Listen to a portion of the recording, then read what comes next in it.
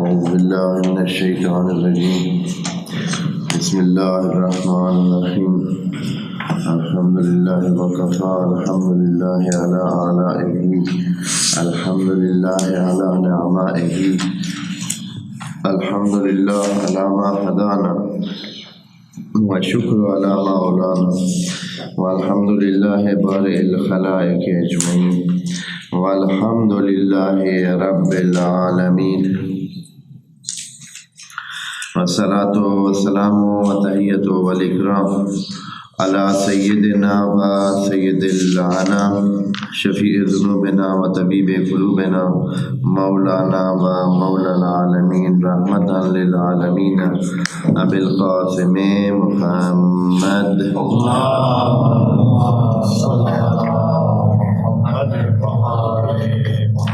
وعلى أهل بيته الطيبين الطاهرين. أما بعد فرب اشرح لي صدري ويسر لي أمري واحلل عقدة من لساني يفقهوا قولي وقل رب ادخلني مدخل صدق واخرجني مخرج صدق واجعل لي من لدنك سلطانا نصيرا. بسم الله وبالله وتوكلت على الله. قال الله تبارک و تعالی. سورۃ الاحقاف آیت نمبر 1. بسم اللہ الرحمن الرحیم. حامیم تنزیل الکتاب من اللہ العزیز الحکیم. ما خلقنا السماوات والارض وما بینہما الا بالحق وأجل مسمى والذين كفروا عما أنذروا معرضون. قل أرأيتم ما تدعون من دون الله أروني ماذا خلقوا من الأرض أم لهم شرك في السماوات ائتوني بكتاب من قبل هذا أو أثارة من علم إن كنتم صادقين. صدق الله العلي العظيم.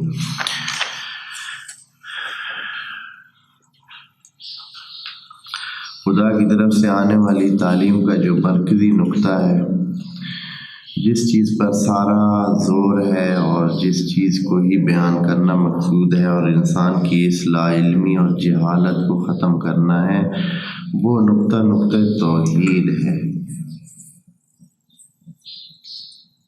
خدا کریم انسان کو جو کہ لا یعلم ہے، نہیں جانتا ہے. نہ جاننے کی 20 وجوہات ہیں. انسان کے نہ جاننے کی وجوہات بہت ہے، جاننے کی وجوہات کوئی بھی نہیں ہے. انسان کے پاس کیا ہے کہ وہ جانتا ہو؟ کوئی وجہ نہیں ہے کہ وہ جانتا ہو. نہ تو خالق ہے، نہ رب ہے، نہ ہی کوئی عہدہ ہے، نہ ہی کوئی سابقہ ہے، نہ لاحق ہے. کچھ بھی تو نہیں ہے. جب نہیں ہے تو جاہل ہے. جب جاہل ہے تو اس کو جاننے کے لیے کسی کو بتانا ہوگا، اور وہ بتانے والا رب ہے. وہی چیز جو خدا بتا رہا ہے، اسی کا نام ہدایت ہے، اسی کا نام علم ہے، اسی کا نام عقل ہے. یہی تقویٰ ہے، یہی راستہ ہے، یہی صراط ہے، یہی سب کچھ ہے. خدا کریم اپنے اس ہدایت کے نقطے کے بیان کے لیے سورہ احقاف میں حامیم سے شروع کرتے ہیں. حامیم پہلے بھی عرض کر چکے ہیں. قرآن نے کچھ متشابہات اور کچھ محکمات بتائی ہیں. خود ہی کتاب نے بتا دیا ہے. خود کتاب ہی خود اپنے بارے میں وضاحت کر چکی ہے کہ اگر آپ کو کوئی چیز سمجھ نہ آئے تو اتنی پریشانی کی بات نہیں ہے. جو مرکزی نقطے ہیں، جو مرکزی چیزیں ہیں، وہ آپ کو سمجھ آ جائیں گی. الکتاب اس میں کچھ محکم آیات ہیں جو الکتاب ہے. مرکزی باتیں وہی ہیں جو محکمات ہیں. کوئی بات اگر سمجھ نہ آئے تو کوئی حرج نہیں.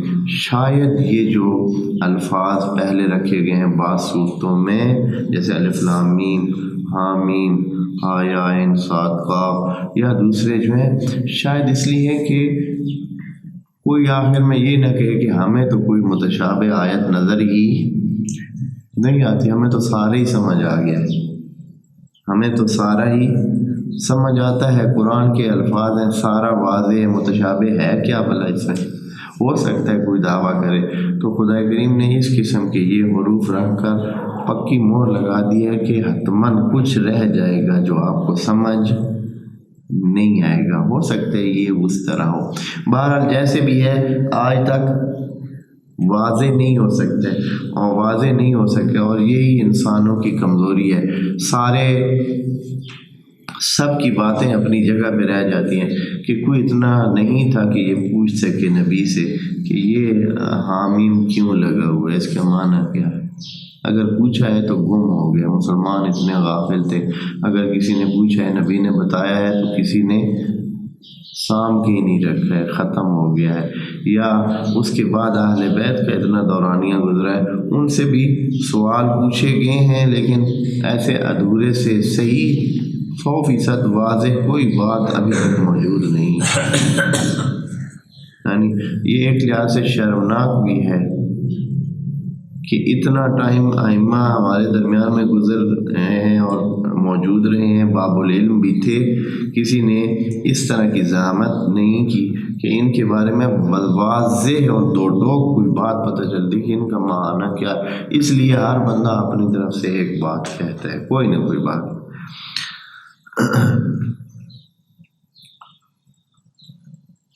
حامیم کا معنی تو وہی ہے جو بتا دیا۔ آگے تنزیل الکتاب، یہ دو چیزیں جو ہے نا سمجھنے والی ہیں، تنزیل اور کتاب، یہ بہت مہم ہیں۔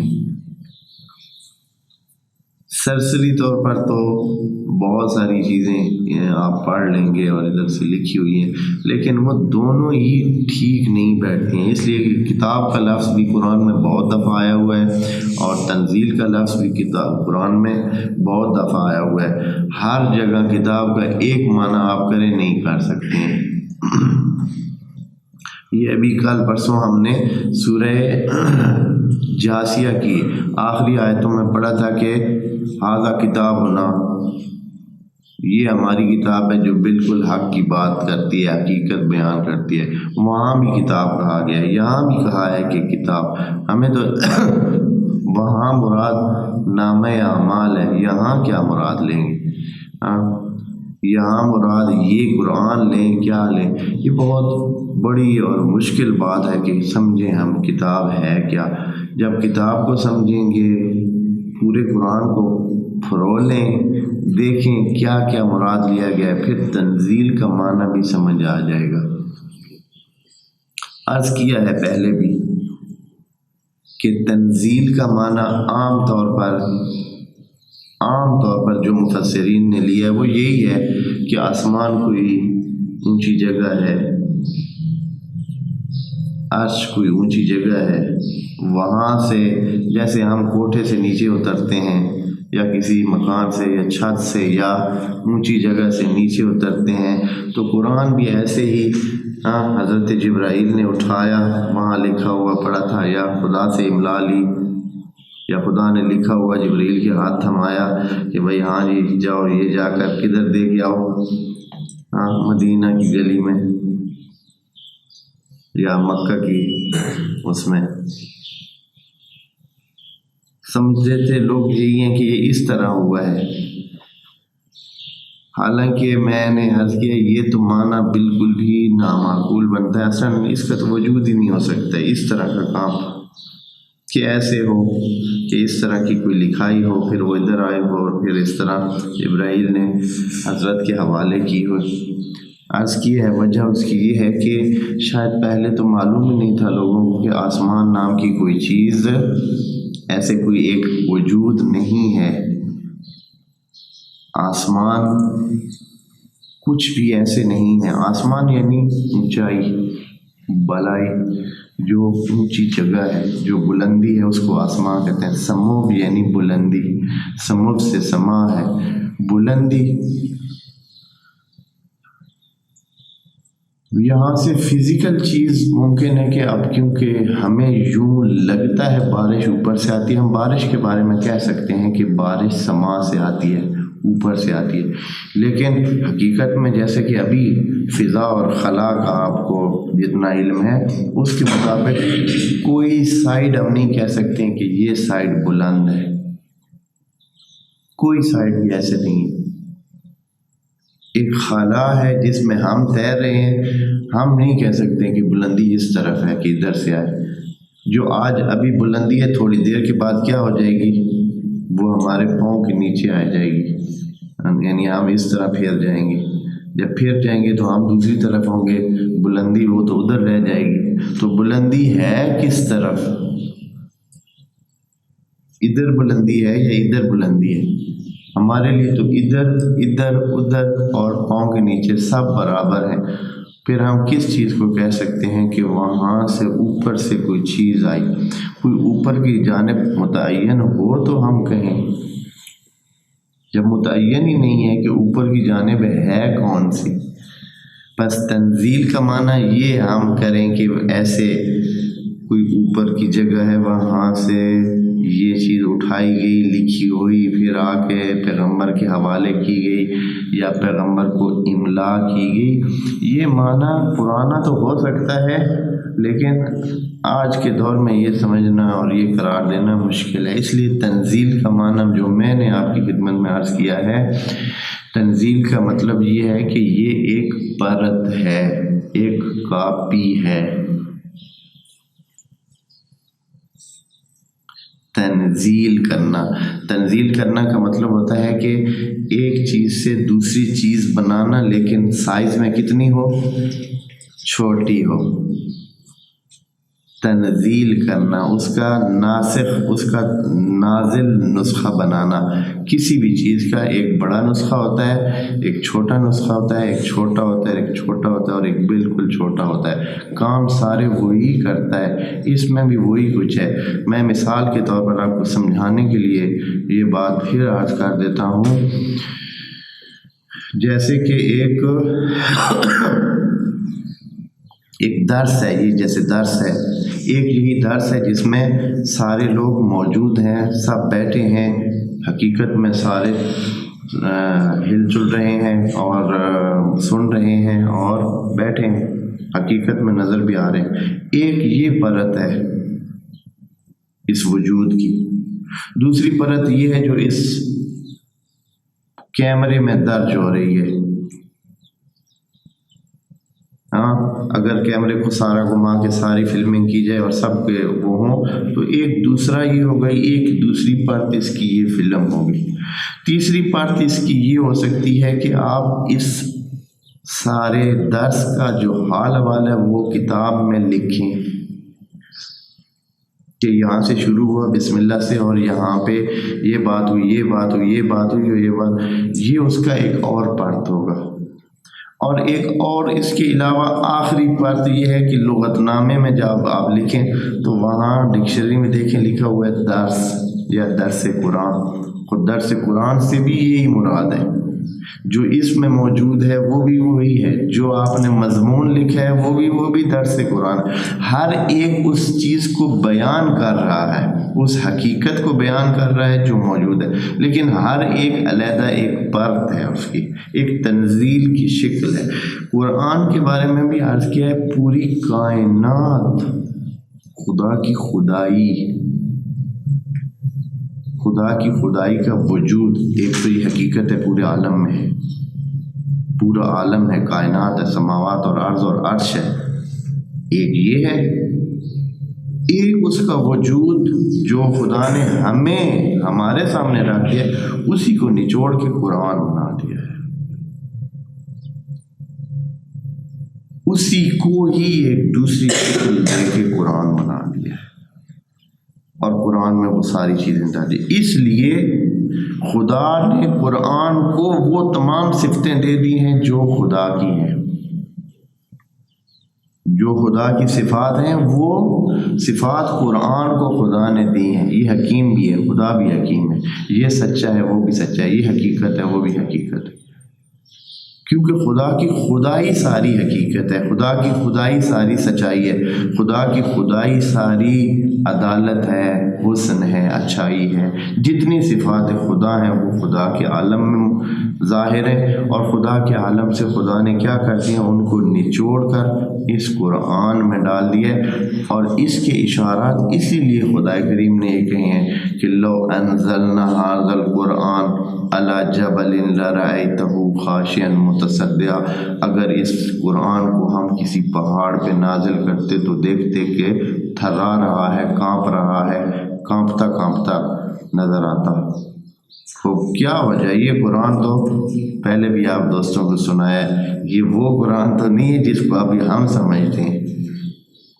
ہاں، ایک خان صاحب کو بعض لوگوں نے پکڑ لیا تھا کسی وجہ سے کہ بھئی آپ نے یہ فرض کریں کہ خدا نخواستہ کوئی دھوکہ دیا، تو وہ کہتا تھا کہ نہیں دیا ہے، وہ کہتے تھے دھوکہ دیا ہے، نقلی مال دیا ہے، وہ کہتے ہیں نقلی مال نہیں دیا ہے، پتہ نہیں اس طرح کی باتیں۔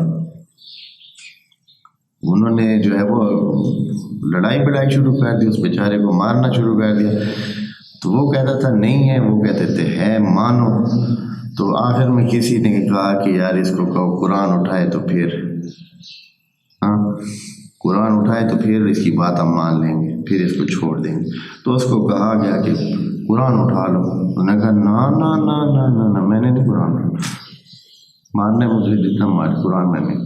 پھر اس کو اور مارا، پھر اس کو مارا، کافی جب دیکھا اس نے خان صاحب نے کہ یہ جان چھوڑنے والے نہیں ہے، ادھر سے جان چھوٹنی مشکل ہے جب تک قرآن، اس نے کہا چلیں لے آئیں نا قرآن، مجھے دکھائیں تو صحیح قرآن ہے کیا چیز جس کی آپ کہہ رہے ہیں قرآن اٹھاؤ۔ ہاں، اس نے سمجھتا تھا کہ جیسے مقابلے ہوتے ہیں نا پہلوانوں کے، بڑے بڑے پتھر اٹھائے جاتے ہیں یا بڑی چیزیں اٹھائی جاتی ہیں یا کوئی بہت بڑی چیز، وہ کہتے سمجھتے کہ بھائی یہ کوئی بہت بڑی چیز ہے، یہ مجھ سے، جیسے اس ایریا میں رواج ہے کہ آگ پہ چلاتے ہیں، سچ منوانے کے لیے آگ پہ چلاتے ہیں، کوئی بڑا پتھر اٹھواتے ہیں، کوئی بڑا کام کرواتے ہیں، اگر وہ بندہ کر لیتا ہے تو سمجھتے ہیں کہ یہ سچ ہے، اگر نہیں کر جاتا ہے تو وہ کہتے ہیں کہ یہ مجرم ہے۔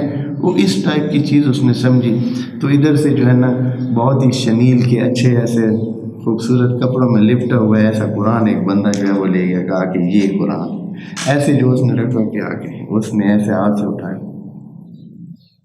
ایسے 100 لیا، ایسے تو 100 قرآن لیا، میں ابھی اٹھاتا ہوں۔ ہاں، اس نے یہ قرآن، یہ بھی کوئی مسئلہ ہے؟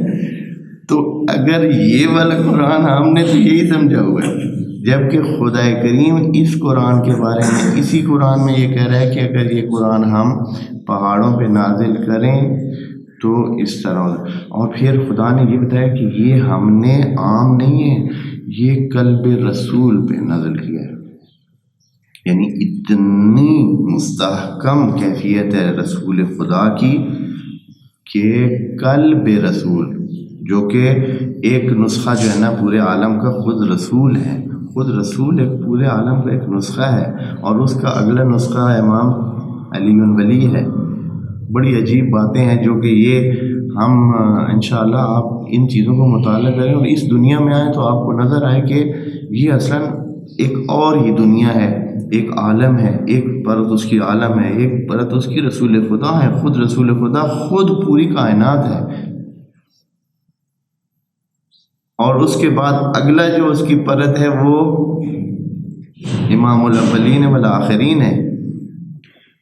لیکن یہ چیزیں کون پرولے گا، کون دیکھے گا؟ اب نہج البلاغہ بھی دیکھیں تو وہ بھی اسی طرح ہے، وہ اللہ اتنی جہانی معلومات کس طرح ہو سکتی ہیں؟ کسی بنی بشر کے معلومات اتنی نہیں ہو سکتی ہیں کہ اتنے کلیات بتا دے جو فائنل ہیں باتیں۔ نہج البلاغہ کی باتیں فائنل ہیں، یعنی ایسی نہیں ہے کہ ٹوٹ جائیں، کبھی غلط ثابت ہوں کہ بھائی ہاں جی یہ تو بات پرانی ہوگی، اب ایسے نہیں ہے، ابھی بھی ایسے ہی ہے، جو اس وقت انہوں نے کہہ دی ہیں، فائنل باتیں کر دی ہیں، محاورے بنا دیے ہیں، جو چلتی دنیا تک رہتی دنیا تک رہیں گے، کوئی توڑ نہیں سکتا ہے۔ آپ مثال کے طور پر امام نے ایک فارمولہ بتایا کہ کسی عقل مند کی عقل مندی جاننے ہیں تو کیا کریں، دیکھیں کہ کتنا وہ بولتا ہے، جو عقل مند ترین ہوگا اس کی بولتی بالکل بند ہو جائے گی۔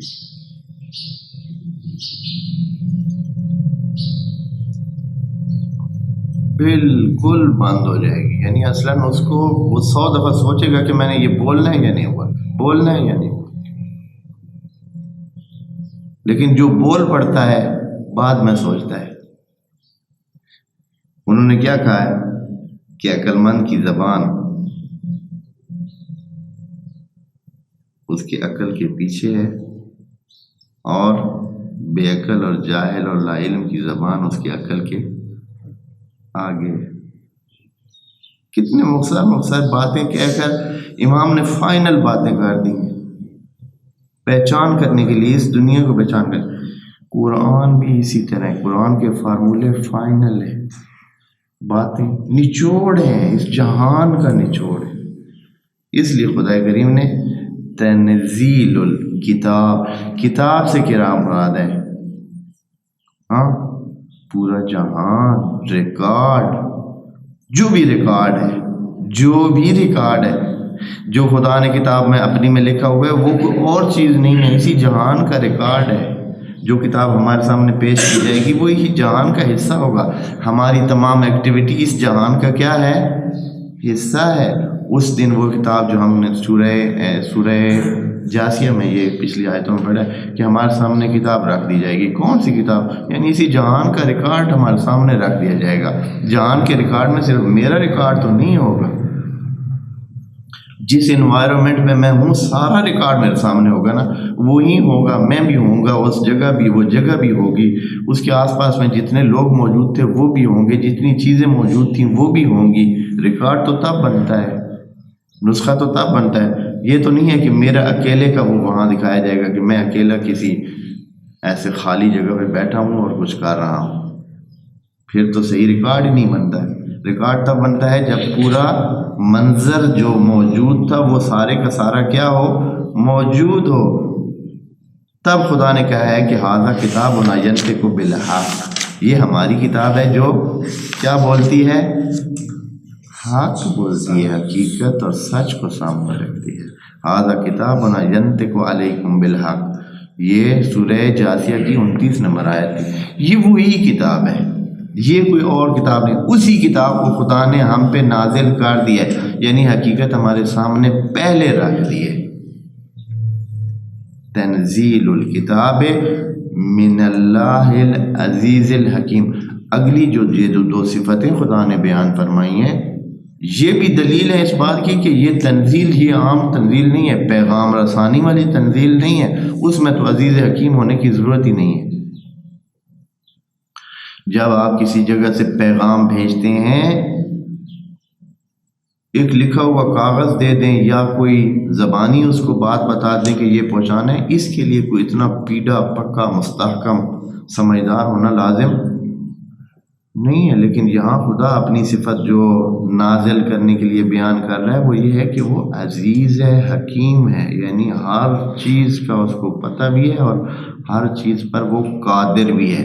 یعنی وہ اس کا یہ چھوٹا نسخہ بنانے پر کیا ہے؟ قادر ہے. ہر بندے کا کام نہیں ہے کہ وہ جو ہے نا ایک بہت بڑے نسخے سے کیا بنا دے، اس کا ایک چھوٹا نسخہ بنا دے. یہ ہر بندے کا کام نہیں ہے. جو اس بڑے نسخے میں ماہر ہوگا، جو اس کا خالق ہوگا، جو اس کی اونچ نیچ اور ساری کمزوریاں اور ساری توانائیوں کو جانتا ہوگا، وہی اس کا چھوٹا نسخہ بنا سکے گا. اس لیے خدا نے جو صفت لگائی ہے اپنے نازل کرنے کے لیے، وہ کہا ہے من اللہ العزیز الحکیم. عام نہیں ہے ہستی، عزیز ہے. عزیز کا اس دن بھی مانا گیا تھا کہ یعنی جس میں کوئی کمزوری نہ ہو، کوئی کمزوری نہ ہو. حکیم بھی ہے یعنی علم بھی رکھتا ہے. اس کے بعد فوراً یہ بات کہہ کر آیت کی اور بھی ہماری اس تشریح کی اور بھی تائید کر رہے ہیں، ما خلقنا السماوات والارض وما بینہما الا بالحق. تنزیل کتاب کے بعد فوراً چلا گیا کس کی طرف؟ سماوات اور عرض کی خلقت کے درمیان کی یہ جو خلقت ہے زمین و آسمان کی، یہ حقیقت ہے، یہ فرض و خیال نہیں ہے، یہ ایک جیسے کہتے ہیں خیالی پلاؤ نہیں ہے، یہ حقیقت ہے۔ اور اسی حقیقت کو ہم نے ڈال دیا ہے۔ کیا رابطہ ہے؟ پہلے کہا ہے کہ ہم نے کتاب نازل کی ہے، فوراً کہا ہے کہ ہم نے سماوات اور عرض کو کیا ہے، حقیقت کے طور پر ہم نے اس کو بنایا ہے۔ اور ساتھ ہی ایک اور فارمولہ اور ایک اور بات، وہ اجل مسمى۔ دنیا میں یعنی سماوات میں، عرض میں اور جو کچھ درمیان میں ہر چیز آ گئی، سماوات، عرض اور ان کے درمیان جو کچھ ہے، کوئی چیز رہ گئی ہے؟ سماوات، عرض اور جو کچھ اس میں ہے، کچھ بھی نہیں رہ گیا، سب چیزیں آ گئی، سب چیزوں کو خلق کیا ہے حقیقت کے طور پر، اور سب کو آپ کو بتا دیں کہ کوئی چیز خالد نہیں ہے، کوئی چیز پرماننٹ نہیں ہے، کوئی چیز پرماننٹ نہیں ہے۔ وہ اجل مسمى، ہر چیز کا ایک ٹائم۔ آپ کچھ بھی لے لیں، چاہے اس کو آپ استعمال کریں یا نہ کریں، اس میں کیا ہو جانا ہے؟ ایکسپائر ہو جانا ہے۔ آپ کوئی چیز لیں کہیں کہ میں نے نہیں استعمال کرنا، کچھ بھی لے لیں، کوئی ہے ایسی چیز جو آپ لیں ایکسپائر نہ ہو؟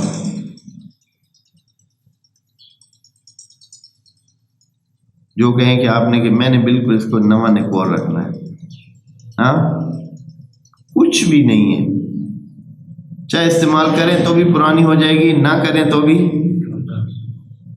اب کتنی خواتین نے وہ پرانے زمانے کی گھڑیاں رکھی ہوئی تھی، بھائی یہ چلیں ہم سام کے رکھیں، گھڑی جو ہے قیمتی چیز ہوتی ہے، اب وہ استعمال بھی نہیں، لگتی نہیں ہے لیکن ہے پرانی، ایکسپائر ہو گئی ہیں نہیں، بالکل نہیں ہے، لیکن اب کیا ہو گئی ہے؟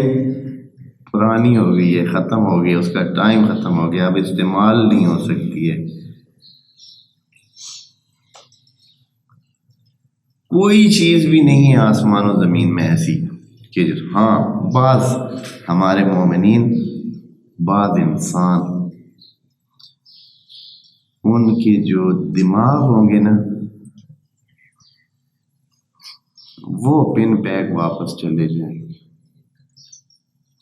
فرشتے جب کھولیں گے دیکھیں گے کہ وہ میرے مولا، اس نے تو دماغ استعمال کیتے ہی نہیں، ہاں جیسے دیا تھا بالکل نواں نکور، کھولا ہی نہیں ہے۔ حیرانگی نہیں ہوگی؟ فرشتے وہاں ان کی حیرانگی کے ٹائم بھی ہیں جب فرشتے حیران ہو جاتے ہیں، وہ عجیبہ ایسی قیمتی چیز، ایسی قیمتی متاع خدا نے دے رکھی ہے، ساری زندگی سر پہ اٹھا کے پھرتا رہا ہے، استعمال کرنے کی ذرا بھی کبھی سوچا ہی نہیں ہے۔ آپ کتنوں سے پوچھتے ہیں کہ ہاں جی کیا اس بارے میں کیا خیال ہے؟ ہاں میں نے تو کبھی سوچا ہی نہیں، ہاں بڑے فخریہ انداز میں ہم نے کبھی سوچا ہی نہیں اس کو۔ اور جو راہ راست پہ نہیں چلتے ہیں یا علم حاصل نہیں کرتے ہیں، وہ سمجھیں کہ انہوں نے بھی استعمال نہیں کیا ہے۔ میں نے آپ کو دوستوں بتایا آئنسٹائن مشہور سائنسدان تھا، اسی ہمارا معاصر شمار ہوتا ہے، وہ 1945 یا اس یعنی 40s میں وہ فوت ہوا ہے۔ تو وہ اسی اپنے زمانے میں بھی، کچھ لوگ ہوتے ہیں اپنے زمانے میں بہت مشہور ہو جاتے ہیں، وہ بھی ان میں سے تھا، سائنسدان شمار، تو کئی نظریات اس نے قائم کیے ہیں۔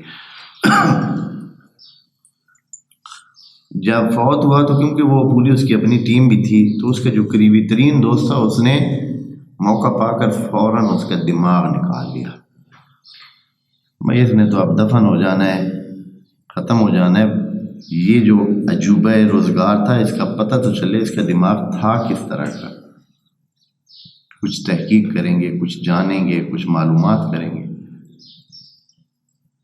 تو پہلے تو کافی عرصہ اس نے چھپائے رکھا کہ بھائی جرم تھا، قانوناً جرم تھا کسی کا ایسے دماغ نکال لینا، اجازت ہی نہیں تھی۔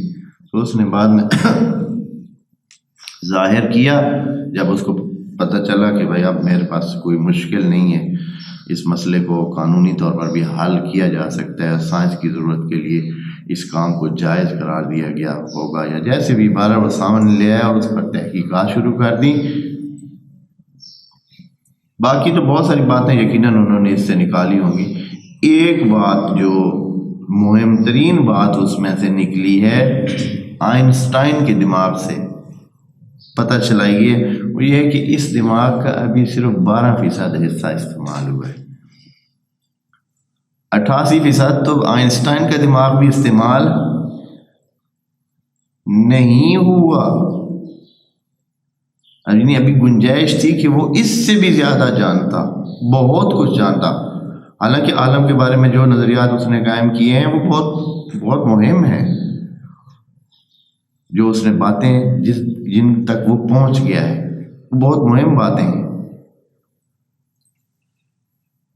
تو اس کا دماغ صرف 12% استعمال ہوا تھا، باقی سارا ابھی نیور نکور پر تھا۔ تو ہمارے بھی یہ دماغ میں لاکھوں کروڑوں مشینیں لگی ہوئی ہیں دماغ میں، وہ ان کو سرکل میں لے آنے کے لیے کیا چاہیے ہے؟ معلومات کا دائرہ وسیع ہونا چاہیے، معلومات زیادہ سے زیادہ ہونا چاہیے، پھر ان کے بارے میں انالائز کرنا چاہیے، پھر کہیں جا کے کوئی استعمال ہونے کا چانس ہے کہ یہ چلے۔ لیکن جب آئنسٹائن کا 12% استعمال ہوتا ہے تو ہماری حالت پہ خود ہی ہم جانتے ہیں۔ نیا نکوڑ دماغ واپس جائے گا یا نہیں جائے گا؟ جائے گا۔ اللہ کا دیا ہوا اتنا بڑا خزانہ ہم صرف اپنی ناسمجھی پر، اپنے انہی چھوٹے چھوٹے کھلونوں میں ہم مصروف ہیں، کیونکہ ہم کھلونوں میں مصروف ہیں۔ کھلونے ہمارے کیا ہیں؟ یہی ہمارے ہاتھ، ہمارے پاؤں، ہمارے آنکھیں، ہمارے کان، پھر یہ جو جن چیزوں کے ساتھ مصروف رہتے ہیں، آنا جانا، بات کرنا، ٹائم گزارنا اور چلنا۔ اس کو استعمال کریں، اگر آپ اس کو استعمال کریں گے دیکھیں گے آپ بہت سارے مسائل اور طرح ہو جائیں گے۔ بہرحال ما خلقنا السماوات والارض وما بینہما الا بالحق واجل مسمی، ہر چیز کا ٹائم ہے، ہمارے سانس کا ٹائم ہے، ہمارے دل کا ٹائم ہے، ہمارے کچھ بھی آپ لے لیں، کچھ بھی لے لیں، لکڑی کا ٹائم ہے، لوہے کا ٹائم ہے، کچھ بھی ہے اس کا ایک ٹائم ہے، اس میں اس کے بعد اس میں ختم ہو جانا۔ والذین کفروا اما انذروا معرضون، اور وہ جو انکاری ہیں، جو بھی ان کو بتایا جائے سنتے ہی نہیں۔ جو انکاری ہیں، جو بھی ان کو بتایا جائے وہ کیا کرتے ہیں؟ سنتے ہی۔ معرضون کا مطلب ہوتا ہے کہ جب اس کی بات پسند نہیں ہوتی ہے نا خطیب کی، تو لوگ ادھر ادھر دیکھتے ہیں، معرضون ہوتے ہیں، یعنی یہ بات ان کو ٹھیک نہیں لگی۔ معرض یعنی منہ موڑ لینا، ادھر ادھر دیکھنا، ادھر ادھر منہ گال لینا، بات سننا ہی نہیں۔ تو وہ جو کافر ہیں معرض ہیں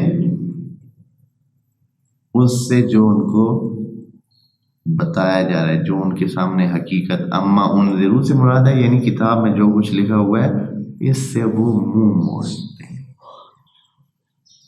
اس سے دونوں کی پہچان ہو سکتی ہے، کافر کی پہچان بھی ہو سکتی ہے اور اما انذروا کی پہچان بھی ہو سکتی ہے۔ ہم نے پہچان کرنی ہے کہ جن کو قرآن کافر کہہ رہا ہے وہ کون ہے۔ آج تک یہ بھی پتہ نہیں چل رہا ہے کہ وہی جو بت پرست ہیں انہی کو ہی ہم صرف کافر کہہ سکتے ہیں۔ وہ جو مذہب مسیحی ہیں وہ کافر ہیں، ہندو کافر ہیں۔ تو یہ قرآن اس کی تشریح کرے، والذین کفروا، کافر وہ ہیں، اما انذروا معرضون، جو ان کو بات بتائی گئی ہے اس سے منہ موڑتے ہیں۔ اس کو الٹ لے لیں، بس جو بھی قرآن کی بات سے منہ موڑتا ہے وہ کیا ہے؟ ادھر سے لے لیں یا ادھر سے، دونوں صورتوں میں جیسے امام علی علیہ السلام نے ان سے پوچھا کسی نے کہ عالم کون ہے،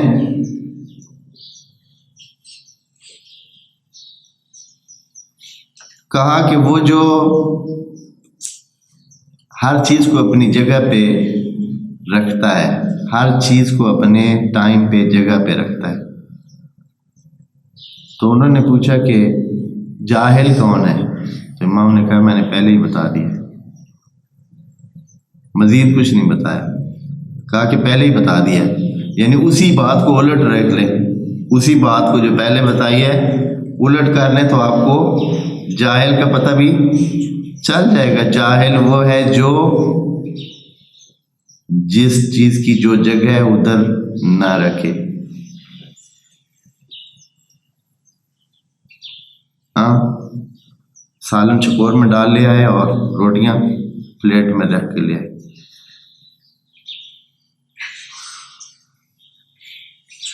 بھائی یہ تو بہت واضح وہ ہے، ہم بھی بہت سارے کام ایسے کرتے ہیں۔ آپ کے کپڑوں کی جگہ آپ کا بستر نہیں ہوتا ہے،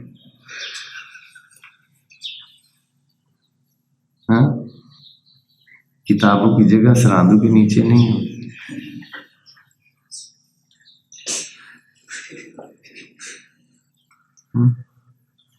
ہے نا، دوسروں پہ بندہ ہنسے نہیں، خود بھی ہم بھی ایک درجے پہ فائز ہیں جہالت کی۔ ہاں، بہرحال خدا کریم ہم سب کو توفیق عنایت کرے۔ یہ خزانہ ہے، یہ جہان کو جاننے کے لیے خزانہ۔ جو ہم نے کہا اس سے کیا کرتے ہیں انکاری بندے؟ منہ موڑتے ہیں۔ اب جو منہ موڑتے ہیں وہ کافر ہوئے، اور جو کافر ہوئے وہ کیا کرتے ہیں؟ منہ موڑتے ہیں۔ ہم کتنی باتوں سے منہ موڑتے ہیں؟ بہت ساری باتوں سے۔ خدا کریم سب کو موفق و معیت فرمائے۔ والسلام علیکم ورحمۃ اللہ وبرکاتہ۔